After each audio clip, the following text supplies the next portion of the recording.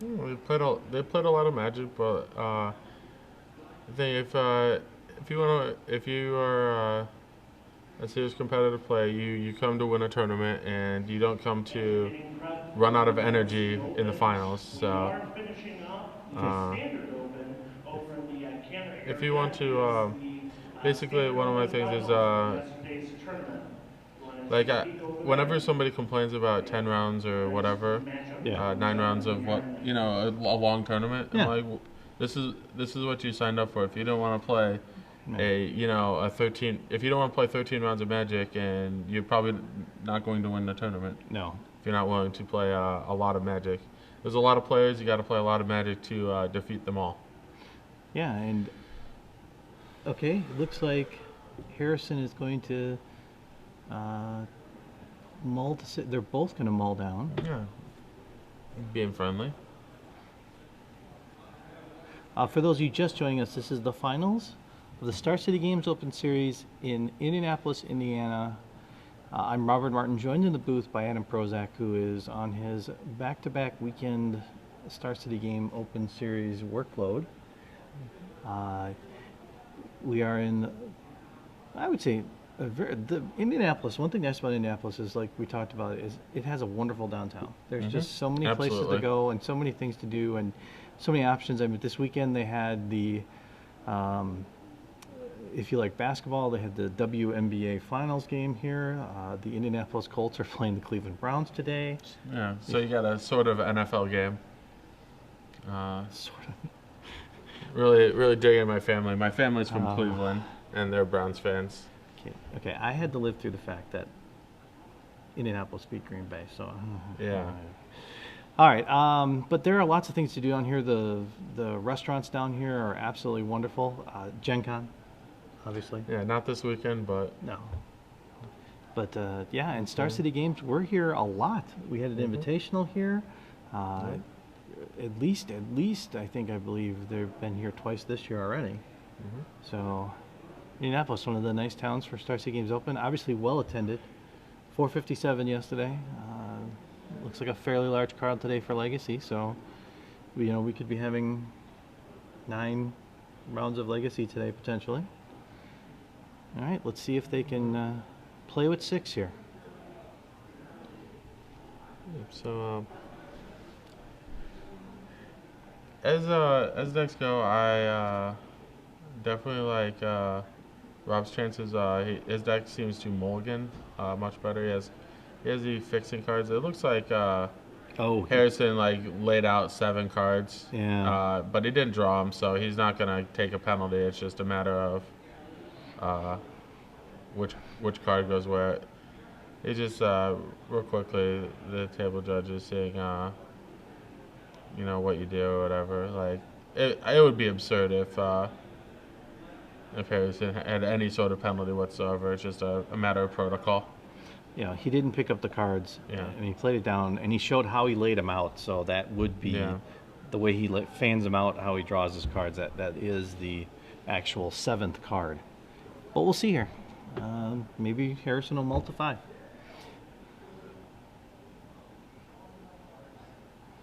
All right, there looks like Rob's going to keep his hand.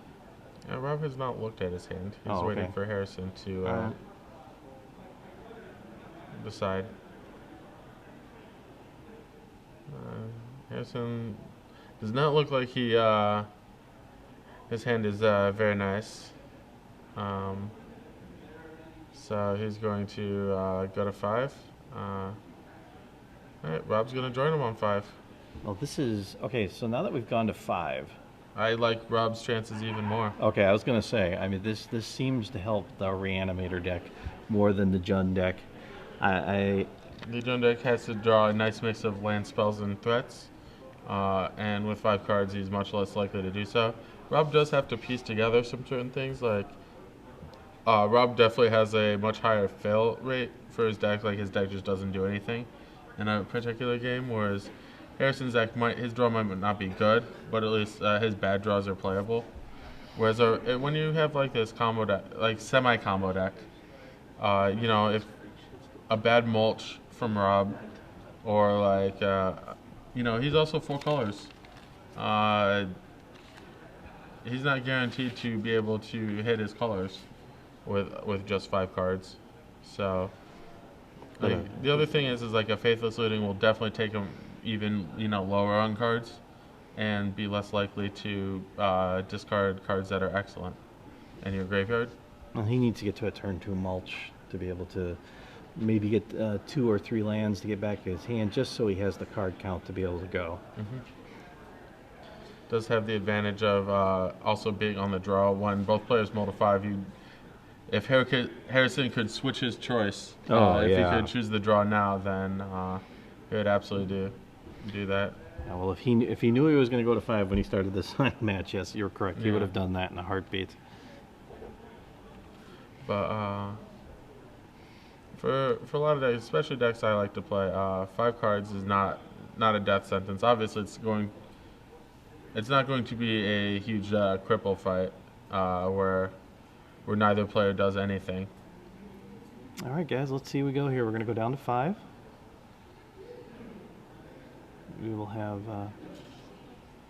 Hopefully, we have a similar developed game. Looks like I see 2 land in his hand, if I'm not correct, by Rob. Oh, just kidding. Are we 4 apiece? All right, we're having a real match here. we're having a mull fest. Yeah. I don't remember the last time I saw on camera both players mull to 4. It doesn't happen very often. No. This is definitely going to be potentially a slow starting match with them both at 4 cards. But with 4 here, what are you looking to just get from 4 cards now? A land. Just a land. Yeah. Okay. All right. When you're on 5, you don't need much more than a land Yeah. to keep. I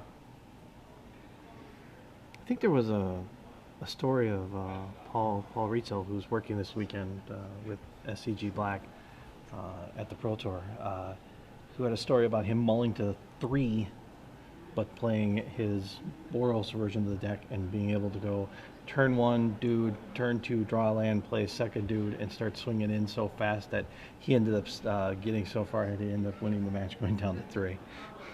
I've won a match. I've won a match on 3 cards, or won a game on 3 cards, and I've actually won a game mulling to 2. 2. 2. Okay, explain when you got the 2. What did you have, and how did you manage to pull that off? My 2 cards were Island and Merfolk Looter, and I was playing a Blue-Green Madness deck. Okay, what were you playing against? It was the Mirror. Oh, it was the Mare. So basically, the way the old Blue-Green Madness decks work is if you had Merfolk Looter and would just discard cards you wanted to discard every time, is like you're basically drawing a card and making mana every turn. Merfolk Looter was the best card in those matchups, and you could basically win off just a Merfolk Looter. And I drew a land on turn 2 with a turn 2 looter, and a couple deep analysis, Arrogant Worms later, it's like I never mulled at all. Wow, that's quite impressive. Okay, well, my 3-card hand was I was playing Valakut, and my opponent cast a Goblin Guide. and he was giving you free land. Yeah. Oh, thank you very much for playing that Goblin Guide. I will take that land. So it's like I didn't mulligan at all. Okay, well, they're both going to play 4. Okay, Harrison, land. Okay, so at least not a complete mana screw. It doesn't look like Rob, I might have a mulch, hopefully, for him. Oh, Rectus. So, excellent 4-card hand for Harrison Deemer. Jeez. Land, and a 3/1 now that Alright. can come out and do something. So, I think we're going to see Centaur Healer for Rob. So, excellent 4-card hands for both players. Like, a 3-mana card on 3 is all you can really ask for when you have 4 cards. That means the cards you draw will likely be playable. You may not have much to work with like right now, but at least the top of your deck is live. You're not looking for, a land just to play your first spell or something like that. Looked like he flashed on the screen real quick a Forest and a Dreadbore. Okay. If he would like to unfortunately, he can't do both Mm-hmm. because he does not have that. The forest will not give him the other color he needs to kill the Centaur healer and swing with the Rakdos Ruin. Yeah, I can't imagine. He has very many options that he likes. All right. He will play the This forest. If he plays a Thragtusk here, I'm going to be very mad. Alright. Still swing. Rob will go down to 19 or 18. Another Centaur healer for Rob. Oh, that'll be nice. Harrison's down to 17. Rob is unfortunately at 3 lands only. Has Thragtusk, Restoration Angel in his hand. So if he can get to 4 and 5, he's got ability to do something here. There's His Keyrunes are now going to play defense against the double healer. It looks like he drew another, Yeah, gonna go to the air and Lingering Souls. yeah, another Thragtusk. So I believe Rob's hand is Thragtusk, Thragtusk, Restoration Angel.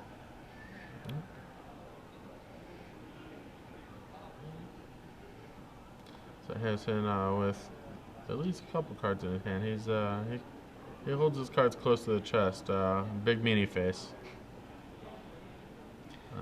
Okay, well, The Kessig Wolf Run comes down, and Harrison's actually in a very enviable spot when you start with 4 cards. You actually want to be quite mana flooded.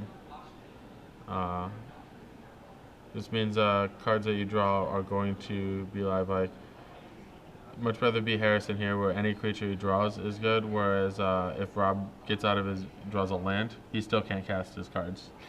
it does have a Restoration Angel. Yeah. That's it. But it looks like we can't tell what card he drew now, but he's still at 3 land. Harrison now up to 7 land.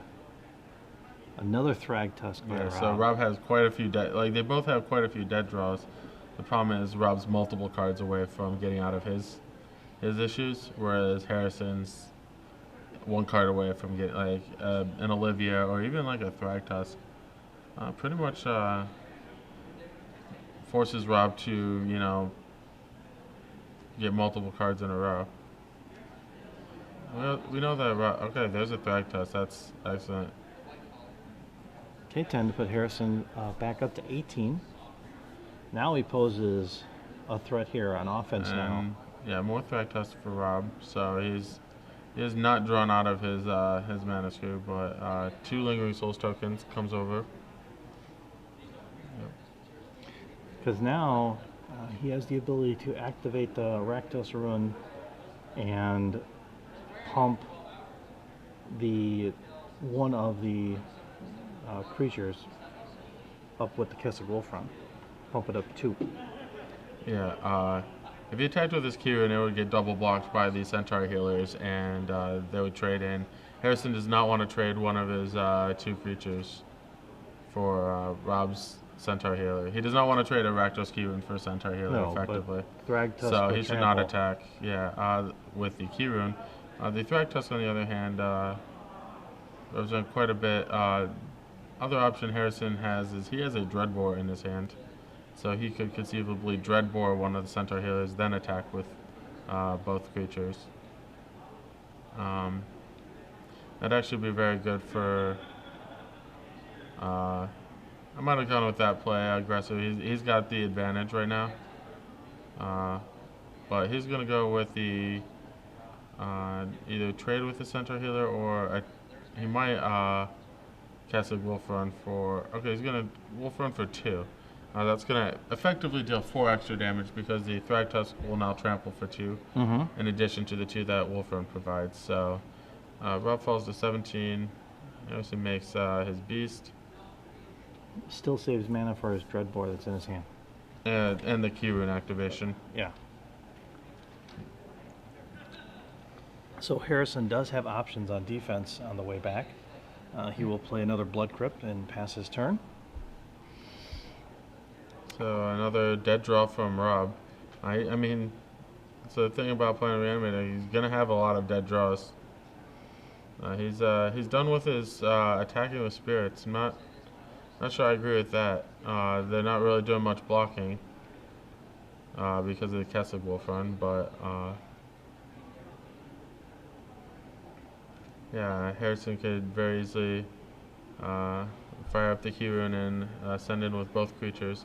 One thing that Harrison actually wants to do, he may not know it because he doesn't know about the Restoration Angel in Rob's hand, but a Restoration Angel giving him 3 extra life is actually a big deal. So Harrison either he smells it out or just wants to push his advantage with the beast, and he's gonna block, and Wolf Run's going to pump for 4. So it's going to trample over for 6 damage, bring Rob to 11, and jeez, I think Harrison's out of cards, and He drew a mulch though.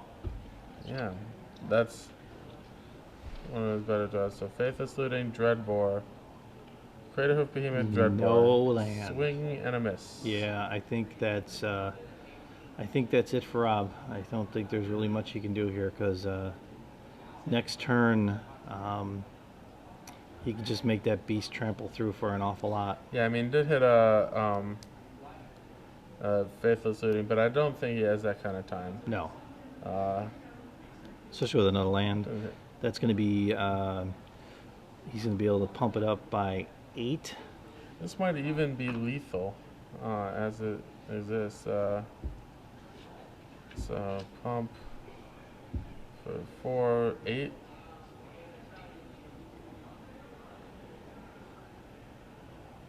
Okay, so he's going to pump for 7. That's going to bring Rob to 2. And Pillar of Flame There you go. finishes Rob off. Well, So quite the game 1. You saw why it's much better to be mana flooded than mana screwed Yes. in a multi-4 match. yeah, like I said, I haven't had the pleasure of seeing a multi-4 match, but yeah, I mean, Rob, he had his opportunities, kept hitting Thragtusk. I think he drew 3 Thragtusk winners. It is trivia time. Okay, we have for 1 year 1 year of Star City Games Premium. You can tweet some answers. Rob's going to ask a question, Okay. and you tweet your answers to SCG Premium. Hashtag SCG Premium. Yes. You can put Okay. whatever else you want in there. Yeah, Put the answer, put hashtag SCG Premium. and you can win 1 year. 1 year, a full year. Now, We don't even know what the code name for the sets that are going to be out. You're going to see Jerry Thompson dissecting. But Patrick State. Chapin. Yeah. But I'm going to make this the easiest 1 year question ever. Wow. I'm going to make Easy? this, I feel like All it's right. the day after Sweetest Day, and I feel like I should be giving to you. So I'm going to make this the easiest question possible for 1 year of Star Okay. City Games Premium. What show moved from the premium side back to the free side of SCG? And it's the most popular show out there. All right. For 1 year. You name the show, and Name a show that's a long-running show long running show. on Star City Games. Yes. Used to be premium, is now free. Yes, and you will win 1 year of SCG Premium. So, yeah, get your answers in. You have until the end of this match Yes, and to get your answers in. I don't know. I just felt like this is an opportunity. If you're here on Sunday morning, that it's one of my favorite shows. I look forward to seeing it every 2 weeks. I mean, I as a Star City Games Premium person did not mind the fact that it was on Premium, but the show was based in the beginning from being on free. And now it's back to free, which is good, and I love it, and the people love it. Okay, so we are back for game 2. We're gonna look at the sideboards here. Yeah, so I thought Rob was at a huge advantage game 1. However, his, you have to draw cards. You have to play all, lands of all your colors. He did not. So now Rob has the unenviable task of defeating 4 Deathrite Shaman from Harrison's deck. If Harrison can stick a Deathrite Shaman, I believe he will be experience great success. Does he now, because he sees the deck list, is this the time to bring in Thundermaw Hellkite?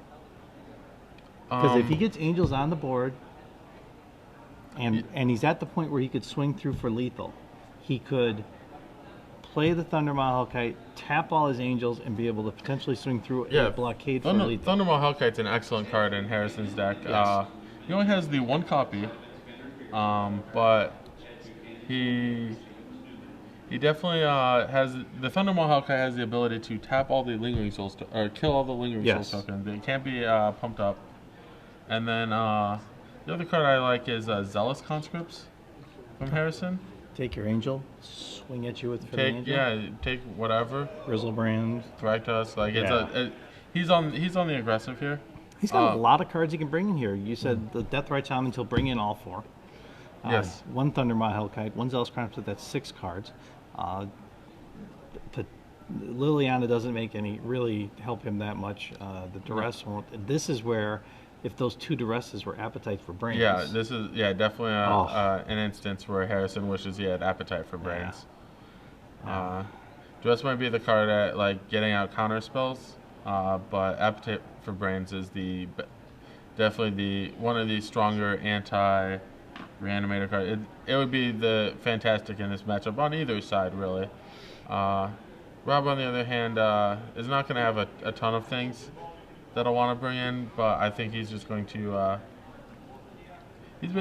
I might actually not sideboard in anything. I could see maybe the Sever the Bloodline, just because he knows that Deathrite Shaman's going to be in play. Yeah. So Rob's gonna. It's basically all removal spells on deck for Rob. I'm gonna even see his Bonfire actually, but I'm not a huge fan of the Bonfire for Rob, but I wouldn't be surprised to see it.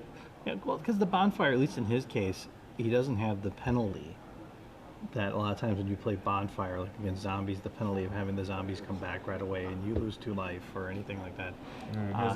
There's a penalty of you're not really killing much for less than 5 mana. But that's when he's trying to pull it. I mean, how many, except for last game, we've seen Rob play plenty of times this weekend, 7, 8, 9, 10, 11 mana, and that's not a problem for him at all. So hopefully this game, they can both not play to 4. Hopefully we will see 7-on-7 card magic, which allows both of them to play their cards to their maximum ability. I like when players have to struggle to function. It actually rewards good deck building if your deck can function on low amounts of cards. I definitely like to build my decks to mulligan well, and play on a variety of hands. So if you're needing certain sequences of cards and you have to play everything, then like these 4-color reanimated deck, it's definitely very powerful. But I would imagine it just has a fail rate. It's probably an acceptable fail rate. Like generally all combo decks just like kind of sit there and do nothing. You see that in Legacy quite a bit, where just a deck's internal fail rate. Anytime a deck cannot be a draft deck, basically. That's what I consider a fail rate for a constructed deck. Yeah. If somebody's going to beat you with, a couple unleashed guys, and I'm kind of shocked we're not seeing. I mean, like in this matchup, Unleashed would do so much damage early and be able to get out there so far ahead, but they don't have finishers. So it's almost like they need a starting set of creatures that hit and then have something bigger at the end game. Kind of like what Harrison can do with his Thundermaw Hellkite, to be able to play through, hit enough damage, and then Thundermaw Hellkite in for the win. Okay, we have a Blood Crypt by Rob. Pass his turn. So looks like 6 fewer mulligans in this game than last game. All right, Harrison will play the Blood Crypt. This could lead to Deathrite Shaman. Oh, Duress. Duress is actually can be good. It's only good on this turn. But either fortunately or unfortunately for Rob, he does not have the mulch, the Grizzly Salvage. Even a Faithless Looting would be a reasonable card to take. Does have a nice spread of lands and spells. He will be able to play Centaur Healer in turn 3, which will Mm-hmm. give him additional life. And assuming that he is able to find lands 4 and 5, he's going to have quite the flow of Thragtusk, because he has he's going to want to hardcast his Umbrella Rights more likely. I think perfect draw from Rob. Okay. Oh, that's. He actually can't play the Centaur Healer. That's a Sun Petal Grove, and I believe the third land in Rob's hand is another Blood Crypt. Oh, okay. I apologize for that. Okay, so I Harrison. actually don't like Rob's sequencing of lands. Then I would have definitely played the Sun Petal Grove on turn 1, because it's going to come into play tapped, and this actually cost him a turn 2 mulch. So we have Umbrella Rights, Vault of the Archangel, Dreadbore, and Centaur Healer. So one of the things if you want to build a 4-color Reanimator deck, notice that Rob play multiple cards there that he really doesn't want in his mulches. The Dreadbore, I'm not a huge fan of that. But like, I guess you need something to kill Deathrite Shaman. Yes.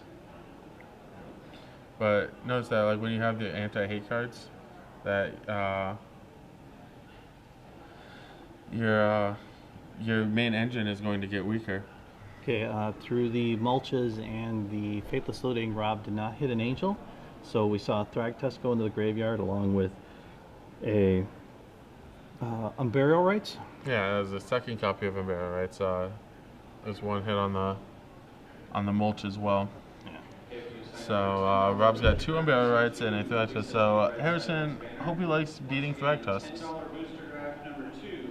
I think we'll have a Key Rune. Oh, that's one way to beat a Thragtusk. That's actually very good for Harrison. If Rob's on the attack with Thragtusk plan. But looks like Rob's on the beat you with Olivia plan. Okay, well now Harrison's at 4 mana, potentially 5 here with a land. And we're back. And we're back. It's okay. There's Olivia. Alright, met with a Dreadbore. Dreadbore takes out the Olivia Voldaren, and Rakdos Key Rune swings in for 3 damage. Alright, so that will take Rob down to 15.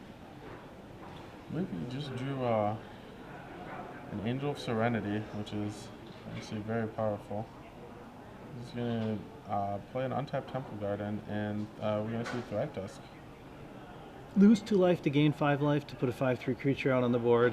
It's not exactly the worst exchange. +3 with a 5/3 out on the board. Yeah, so Rob has Centaur Healer and Angel of Serenity in hand. 2 Umbrella Rights in his graveyard. And he also has a Faithless Looting, I believe, in his graveyard also. So next turn he can put the Angel in there. Yeah. Okay. So, Harrison deciding how he wants to attack. Basically, what he knows is going to be an endless stream of threats. He's going to have to deal with some Thragtusk or Olivia's turn after turn for quite a while. He's going to fight Thragtusk with Thragtusk. Perfect. Takes Harrison up to 23. He'll pass back. This could be a Faithless Looting from the graveyard to help set it up.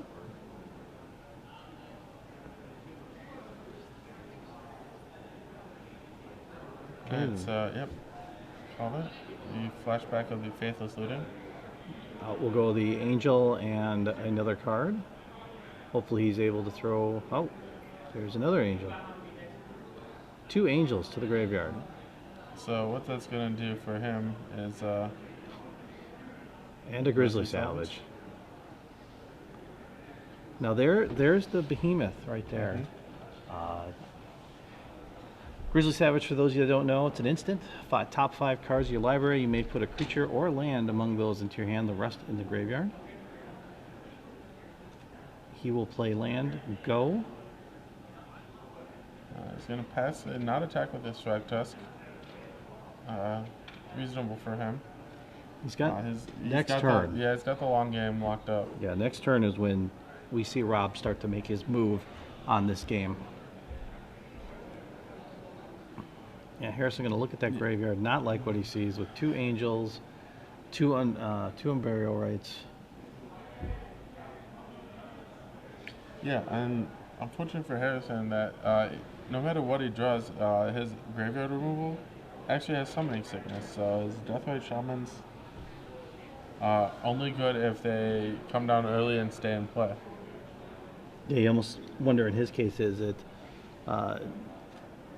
if this goes to game 3,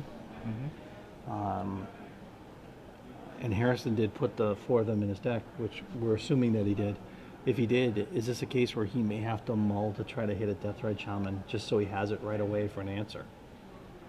Not necessarily. I mean, as you saw, like game 1, granted it was not a high-powered game, but Harrison does have the ability to win a fair game. Problem for Harrison this game has really been his relative lack of spells. Once again, he seems to be quite flooded once again. He's got a couple options, but like they're definitely going to pale in comparison to Rob's options. Yeah, he's got to come up with something fairly quick here, and I don't know. It's going to be interesting because the next 2 turns for Rob are going to be huge. So nice to see Harrison's hand as he thinks his game over.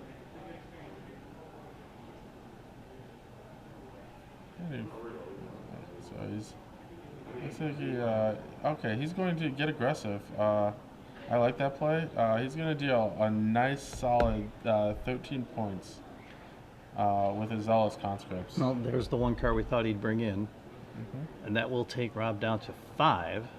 So I'm actually thinking, can Rob even play a Angel Serenity? He could risk losing to a Rakdos Return, a Thundermaw Hellkite.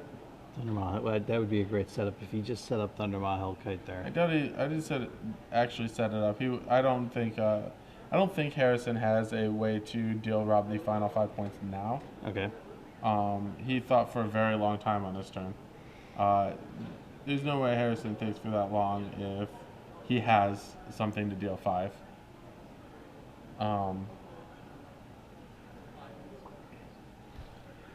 Well, you would think this turn he's got to do the Unburial Rights for the Angel. I mean, he actually has to think. He has the option to get another Thrag Tusk. Let's see if he uncovers his land. Does he have 7? He only has 6. I don't like this Faithless Looting. Yeah, his hand's about as good as it's gonna get. So Faithless Looting would just be a Thought Scour if he cast it, because you can almost guarantee that Rob would discard the 2 cards that he draws. I would actually like to see a Thrag Tusk this turn from Rob. Yeah, I don't know if that's the good percentage play there. If he's not going to use those cards for anything. But he is. They're 2 of the better cards he can have. Yeah, but no, what I'm saying is if he's not going to be able to get any mileage out of the 2 cards he's looted. Yeah, okay, you're right. So, yeah, Faithless Looting likely to discard the 2 cards that he just drew. He's going to discard. Okay, discard a Centaur Healer instead. But casting Thrag Tusk brings him up to 10 life, and he decided that he wanted a land over a Centaur Healer. Sever the Bloodline. That would eliminate the 5/3s with beast tokens out there. But yeah, it also eliminate Harrison's Thrag Tusk. That's as well. That's two. So not the greatest play. Ideal play, but Well, Thunder Mahilke would get through, and that would put him down to 5. If Harrison does have his Singleton Thundermaw Hawkeye, I would probably not play it this turn. You want to wait for the Angel Serenity to come into play. Yeah. Like I said, I would like to see a Key Rune activation from Harrison, unless he has a. I can't imagine there being too many cards that Harrison would want to play over activating a Key Rune and attacking. Like, basically, he's a. It's going to be tough for Harrison to deal Rob 10 with the threat of the Angels looming. Yeah. That's why this Thragtusk play was excellent. It'd be one thing if Harrison had more copies of Zealous Conscripts in his deck, but he does not. Which is kind of surprising, because you would think with all the big bombs out there that Zealous Conscripts, instead of being a 1 of, might have been like a 2 or 3 of. I mean, how many 5 mana cards do you want to play? I understand that, but you could give up something in exchange for it. Yeah, you can't. I mean, you already got Thundermaw, Hawkeye, and Thragtusk competing for slots. Well, that's why you don't see a lot of other cards. I mean, you can only play so many cards that cost 5. Like, he's already playing a lot of expensive cards. Yeah. So, yeah, Harrison's in a tough spot where he really doesn't want to play a creature because it's just going to get eaten up by the Angel Serenity, especially if he does not have a removal spell. If he has a removal spell, it might be a little different. It's just like an unsummon. There's Thundermaw. There's a Thundermaw, so he does have that. So Rob's Thragtusk play definitely, absolutely correct. Yeah. All right, so there's the Shaman, which would have been nice 2 turns ago. All right, so. So he's going to play the Unburial Rites. He's going to get the Angel. He will take out the Thundermaw Hellkite. Yeah, the Deathrite Shaman for sure. And he could probably take out like maybe one of his own Centaur healers. Okay. Maybe one of his own Thragtusk, depending on what he wants to do. But I might leave the Thragtusk in the graveyard. For further Unburial Rites things. He's at a precarious 5 life. Definitely think. Yeah, I mean, Harrison would need, and I doubt the copies of Rakdos Return are even in Harrison's deck, but that's a card he needs. Harrison's already drawn his 1 of 5 mana cards. I know we can't see his hand, but I mean, he does have some other options. I mean, he does have something like a Restoration Angel to blink in to gain another 5 life. Granted, it won't stop the Thundermaw Hellkite, but he could. Okay, so he's going to just play a land. Okay, so he's actually going to flashback both of his Unburial Rites this turn. It'd be interesting if he gets both Angels. Okay, so he does. He's taking his Zealous Conscripts also. Oh wow, he's just going to win the game instead, I believe. All right, so these Thragtusk are going to be 9/7s. Mm-hmm. The Crater Hoof Behemoth is now a 9/9, and that's lethal. All right, so Rob found the play and wins game 2. Yeah, that went into the graveyard really early. Yeah, it was there. It just didn't feel like Rob was in any sort of position to deal Harrison lethal. Wow. I was ready for lines for Rob to survive, but it was very interesting game too. We thought Harrison had him on the ropes potentially, but Rob with the Angel Crater Hoof play to be able to swing for lethal, taking this game to game 3. Yeah, and it wasn't a lethal attack by very much. Harrison was at 23 and had was facing 27 points of trample damage, and only had 3 toughness worth of blockers. So it was only a lethal attack by 1 point. So yeah, Rob had to draw an 8th land so he could get both unbarrel rights, and then also see that line. So good play by good heads up play by Rob. Oh. I might have done something like unbarrel rights, Thrag Tusk, and Angel Serenity Okay. type thing. Well, for those of you just joining us, this is the finals of the Standard Star City Games Open Series in Indianapolis, Indiana. You can reach us at SCG Live or hashtag SCGINDY. We are trying to answer your questions all weekend long as we've been getting them. This is Game 3 between Harrison Deemer and Jund Midrange against Rob Vaca and 4-Color Reanimator. If you missed it, Game 1, they both mulled to 4. Harrison managed to work his way through where Rob was little lands. Yeah, Harrison was very mana flooded. Yes. Rob was very mana screwed. And that worked well. Yeah, that advantage Harrison. He could cast the few spells that he drew, whereas Rob had neither lands nor spells to do anything with. Harrison basically just beat him down with not much more than a Rakdos Keyrune, a Thrag Tusk, and a Castle Wolfram. Yeah, at the time when Rob, the game ended for Rob, he had 1 Restoration Angel and 3 Thrag Tusk, which he drew in a row on his last 3 turns when he could have used 1 mana to do something to be able to potentially at least do something to stabilize the board. Game 2, Harrison looked like he had Rob on the ropes, but double Unburial Rights for Restoration Angel and Crater Hoof Behemoth, and swung through for 27 for lethal to tie this game up at 1 each. You've seen a little of everything so far today. You've seen both decks operate at its worst, and in Rob's case, you saw his work at pretty much almost full strength with what it can do with the cards in the graveyard and what it can do. Mm-hmm. So, Game 3 here. They're going to both shuffle up here. And it was, like I said, this weekend in general was a very, very, very fun weekend for Magic so far for Standard. Hopefully we're seeing archetypes start to form because, as you can say, it's very early, and I'm excited for Gate Crash, if you ask me. Can't wait. I don't even know what's in the set. But yeah, wait to see that. Looks like we have players have drawn their hands. Hopefully we can get see what's going on for both players. Looks like he has at least an angel in his hand. Is that 2 blood? Yeah, 2 blood crypts? Keep from Harrison. He's on the play.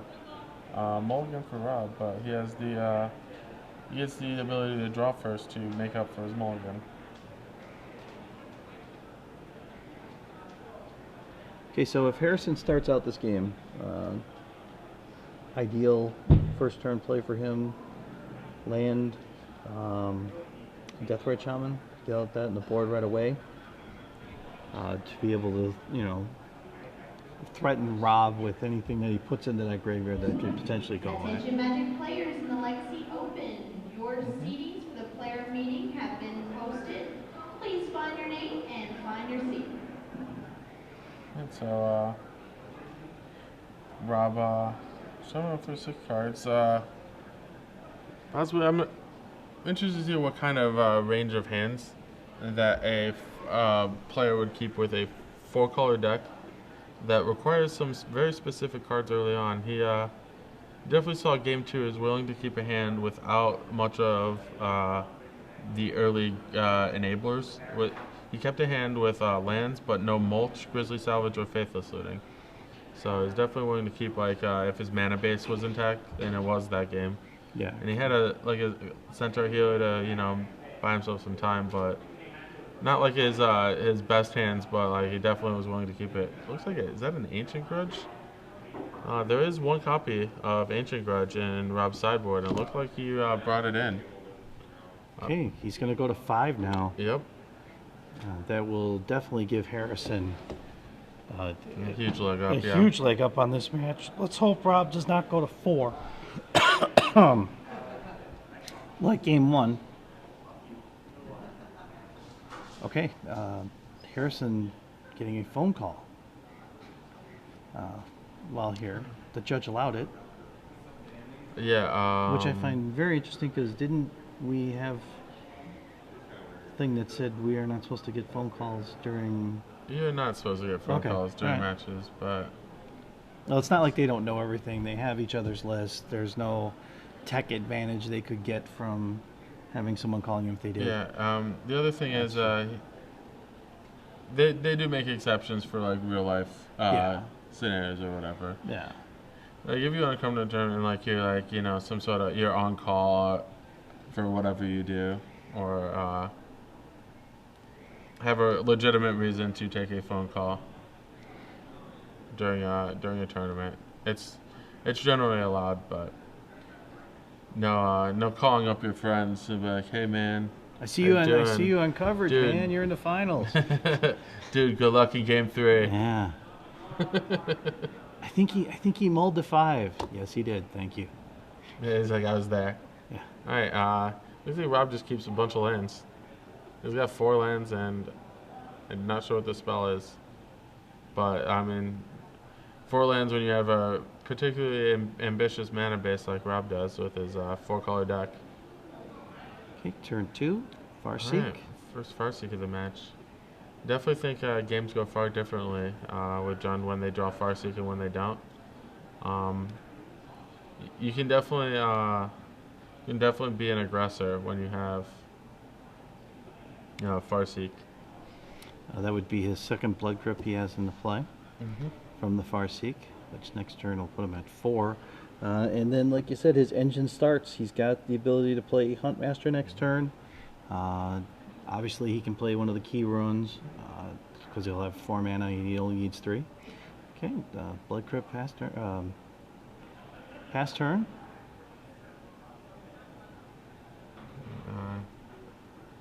And Deathrite Shaman coming down in time this game.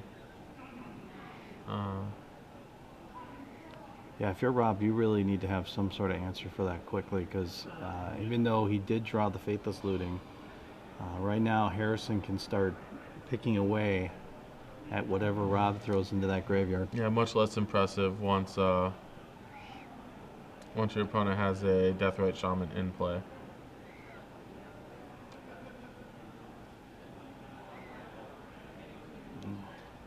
Basically deciding if he wants to cast his Faithless Looting. I would not. You're basically going to be Speeding up the discarding too many process for cards. Harrison. He's going to be able to use it and take advantage of it like immediately.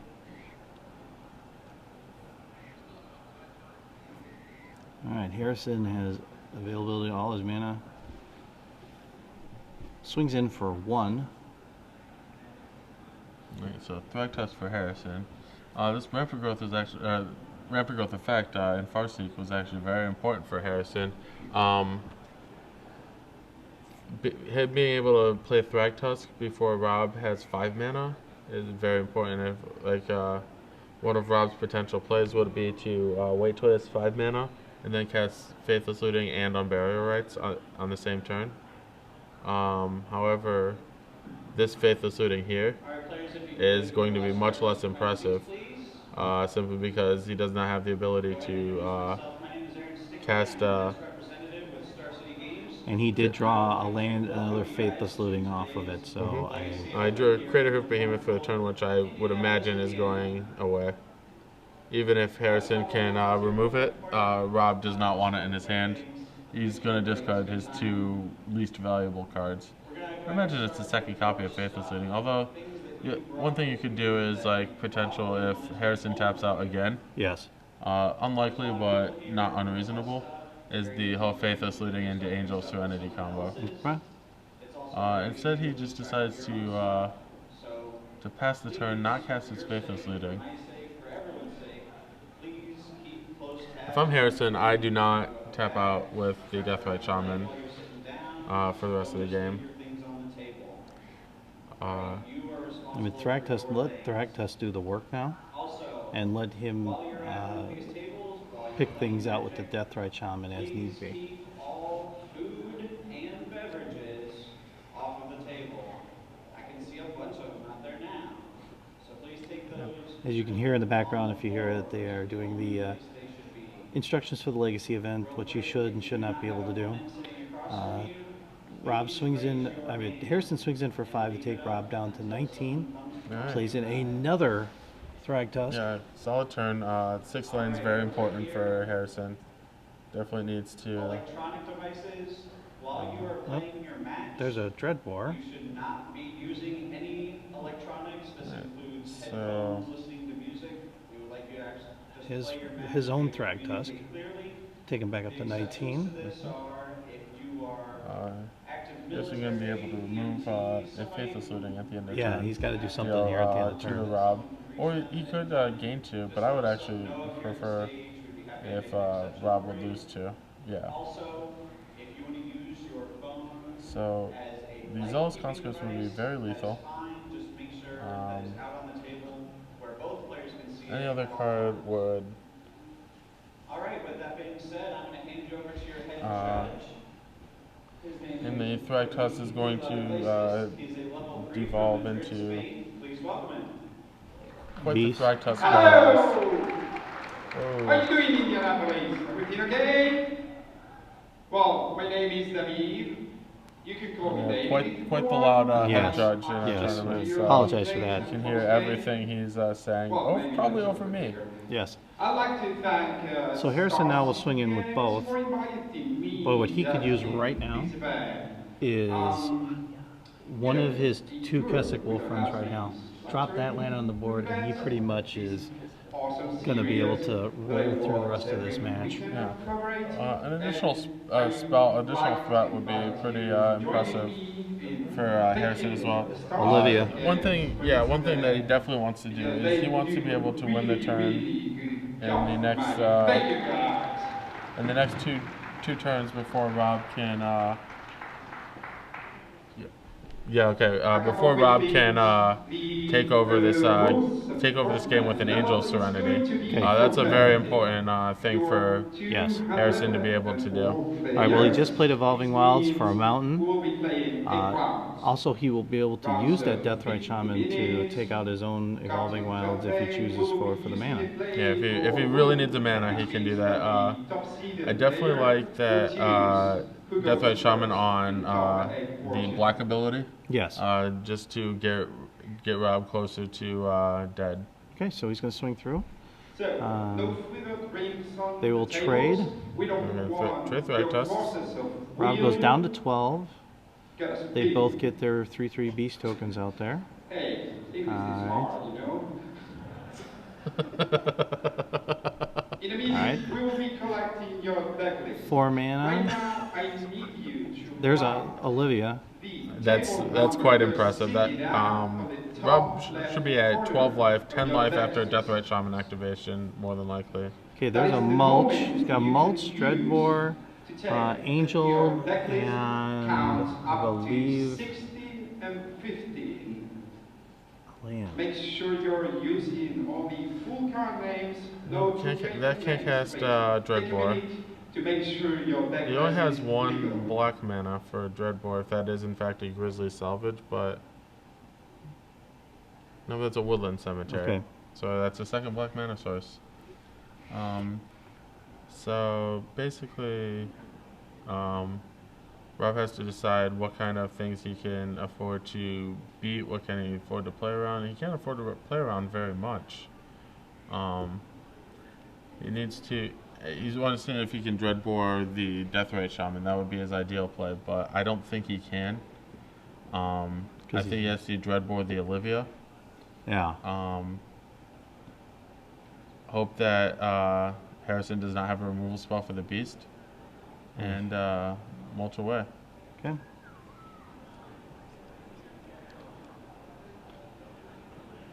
Dreadbore exchanges itself for Olivia. Here's mulch. Mulch needs to hit a land. Okay. Well, Burial that'll- rates. yeah. I mean that's gonna get removed. Yeah,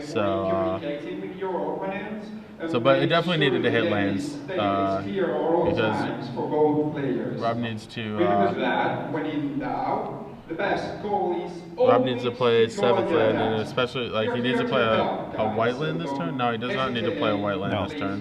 He has 3 in Everyone, play. please stay So if seated. Harrison has a We removal have spell, he's very going to be our staff champion. here, so I please believe stay Harrison's going to seated remove for the a few unburial minutes. rights. Yeah. All right. That takes Rob to 10. And Harrison actually has 10 points in play. He's got to get through the beast token, but Okay, we are having, if he can do that, he'll be a minor champion. problem with the If he can do that this players, turn. This turn, yes, yes. momentarily. I hope you all have a Other things that will work are and Zealous have Conscripts, fun. Thundermaw, Payments Hellkite, will be out in a few minutes. Thank you very Keswick much. Wolf Run Yeah, Keswick Wolf Run would say would be that. lethal again. So quite a wide range of cards for Harrison actually wins him this match. But I actually think if Rob can survive the turn, his Angel of Serenity is going to take over. Just hard cast from the hand. Just get to 7. Do it limited style. We're supposed to cast Angel Serenity for its actual cost. We're not supposed you're to allowed to. reanimate it? Wow. You're allowed to. I thought Angel Serenity said put in graveyard, play with burial rights for 3 or 4. Yeah, it's the first thing I saw that card. I said, wow, how am I ever going to be able to cast that normally? And 7. I mean, it's the same cost as Elish Norn. yeah, So, plenty of people cast Elish Norn, but it's nice to have the ability to cheat it into play. You see a nice little crowd gathering behind Rob. Oh, jeez. Harrison. Oh, wow. Okay. So, Harrison has a removal spell, but it is the worst removal spell he can have. Sever the Bloodline gets his own beast token, too. And Harrison's going to be able to do that and get back. I believe it's going to be his Thragtusk. He can. well, he could risk, since he's already got 7 mana. Does he think he's going to get 8 for the Behemoth? Okay. But he's going to. Well, what's going to happen is that Harrison's going to remove the Thragtusk from Rob's graveyard. Yes. So that Rob cannot get it back if he can. When he flashes back this Sever the Bloodline Yeah. on the Angel, he'll get his creatures back. Oh, wow. Did Harrison not put a beast into play? No. Oh, jeez. That's a huge one. So, Rob, Angel of Serenity, Harrison's Thragtusk, Yes. and Harrison did not put a beast into play. Under the new trigger guidelines, if you forget, you forget. Oh yeah, I forgot. That's right. That is now under effect right now. Yeah, it's not up to you. It's not up to your opponent to be able to tell you that. Yeah, Rob does not have to point it out. If it is revealed later in the game, it's Rob's option if he wants to put it on the stack right away. Oh. And a little mini earthquake going on. It's probably got a few too many watchers getting a little too close to the camera. Well, it is the finals. I mean, you know, people are excited. Yeah. People are just starting right now to get pair 1 pairings up for Legacy. I believe Harrison might have cost himself this game with his with the missed beast trigger, because this would definitely, if he still had the beast in play, this game would be over. Okay, passes back. All right, so blue Thragtusk for Harrison. Gains of 5 life, not really what he's into. He wants the 5-power creature. Well, 1 Thundermaw Hellkite, especially with him at 5, that could do it. At almost any point in this game, yeah, Rob can play Thundermaw.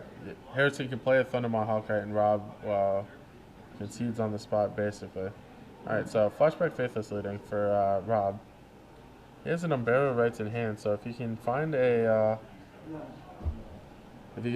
large creature or even a Thragtusk, it would be very. Okay, I guess Apparently there wasn't. I'm almost positive there was a second Faithless leading in play, but there's the it's Behemoth. just a Behemoth. Just a Defensive- Behemoth. I mean, it's just a 5. It's actually know. not very good. Usually you need some friends. Well,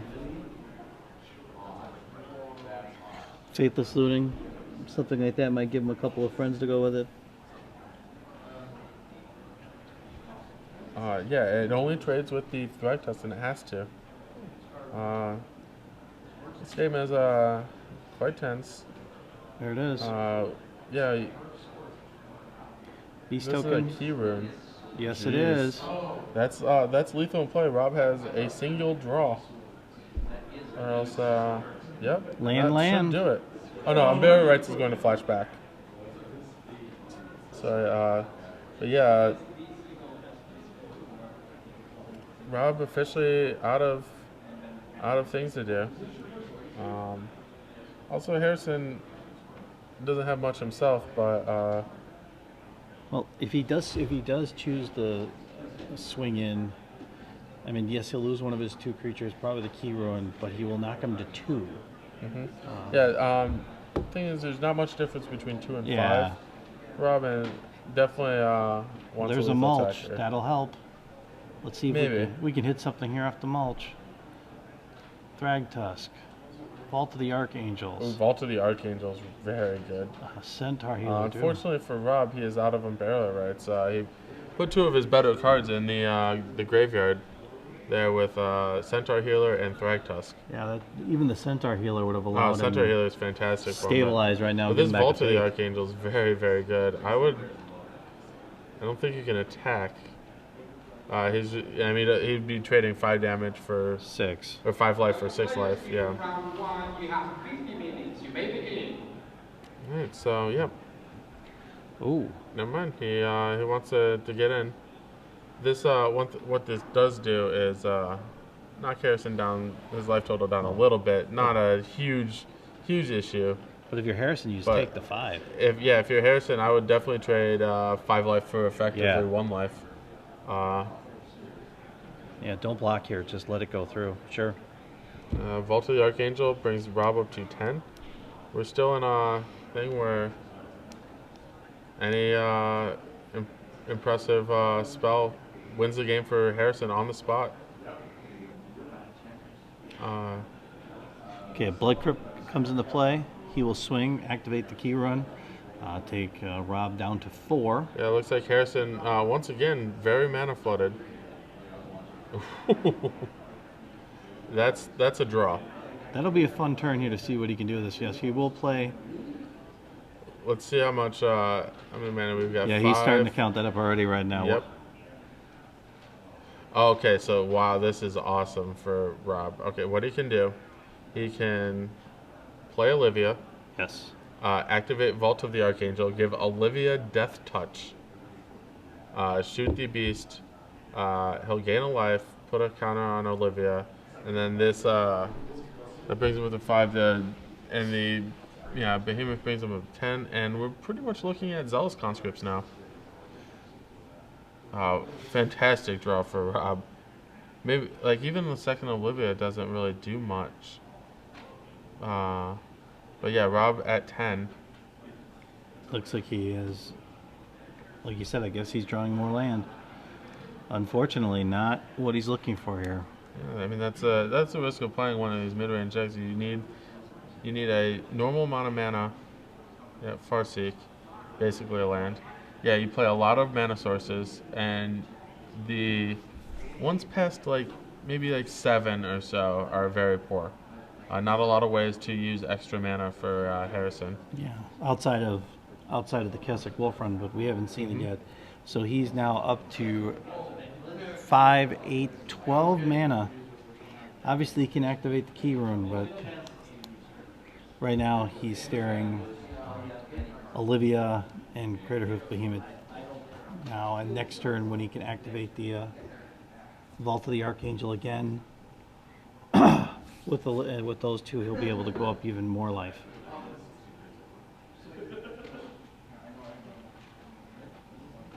So I think this hit's going to put it away for Oh, Thrag Tusk. for Rob. Let's just add a few more things to the party. But like I said, I think he's on strictly the Vault of the Archangel gain life plan. And then if he does, for some reason, would activate the key rune, which he won't, he can shoot it. And now the Thragtusk comes down. So Rob will go up 14 life, I believe. Correct? Olivia's at 4.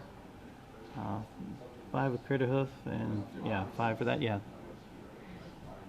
So Rob's out of range. Harrison's gonna have to go back into attrition mode. Doesn't look like he's going to have the cards to do so either.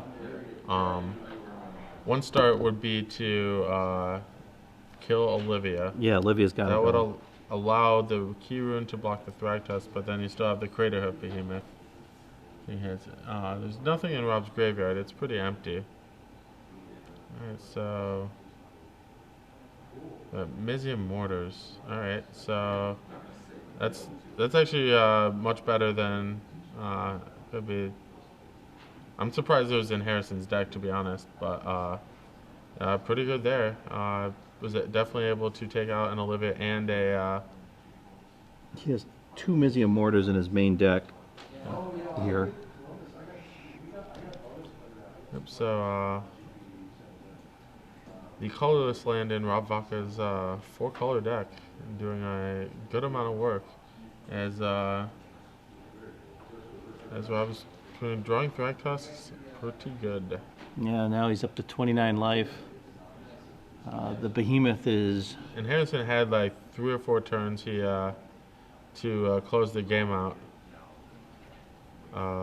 But just drew lands for all those turns, and like looks like he's on the short end of the stick once again.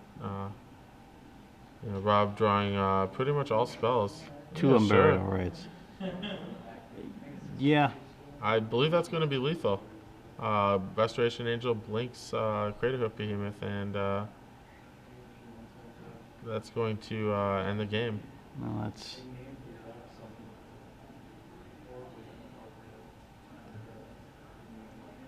Olivia Voldaren, Okay. and then Okay, yeah, gets a he concession. knows what's up. Wow. Wow. Well, congratulations to Yeah. Rob, who Rob- had Sigh of Vaca. relief. Harrison still got a smile on his face. I like. Rob was on the ropes. Yeah, absolutely. Literally was